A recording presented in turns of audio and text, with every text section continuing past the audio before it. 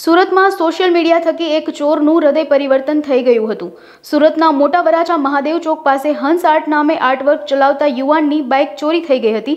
ત્યારબાદ યુવાને સોશિયલ મીડિયામાં પોસ્ટ મૂકી અને લખ્યું કે ચોર સજ્જન ખુશીથી તમે બાઇક ચલાવો અને આરસી બુક તેમજ બાઇકની ચાવી ત્યાં મૂક્યા છે, એકાંતમાં આવીને લઈ જજો, મારી પાસે સાયકલ છે તે ચલાવીશ। ત્યારબાદ ચોરનું હૃદય પરિવર્તન થઈ ગયું હતું અને તેણે બાઇક પરત કરી હતી।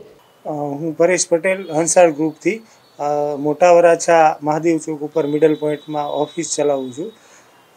હમણાં 4 દિવસ પહેલાં મારી ગાડી સાંજે રેગ્યુલર જગ્યાએ મૂકતો હોય ત્યાં હું ફરીથી સાંજે ઘરે જવા નીકળ્યો અને જોયું તો ત્યાં પાર્કિંગમાં ગાડી હતી નહીં અને પછી મેં તપાસ કરી અને સીસીટીવી ફૂટેજ ચેક કરાવ્યા તો તેની અંદર ચોર મારી ગાડી ચોરીને લઈ જતો દેખાય છે, જે વગર ચાવીએ સાઈડમાંથી વાયરિંગ કાઢીને સોકેટ કાઢીને પેલું ડાયરેક્ટ કરીને લઈ જાય એ રીતે ચોરી કરીને મારી ગાડી લઈ જતો મને દેખાય છે।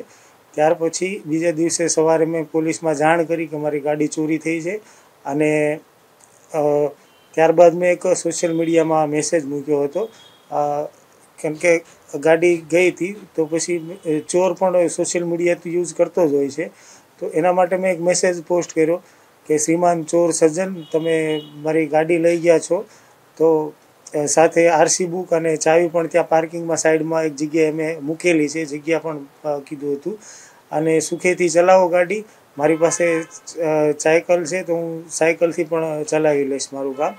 તો એ રીતનો મેં મેસેજ કર્યો હતો સોશિયલ મીડિયામાં।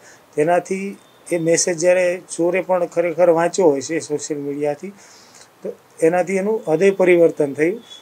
ત્યારબાદ પછી 2 દિવસ થયા અને સાંજે એ સાહસ કરીને તે કેમેરાની સીસીટીવી કેમેરાની સામે તે ગાડી મૂકી ગયો અને જે એણે ખરાબી કરી હતી વાયરિંગ કાઢીને સોકેટ કાઢીને, તો એ પણ સુધારો કરી ગયો છે। એટલે ખરેખર તેનું હૃદય પરિવર્તન થયું છે।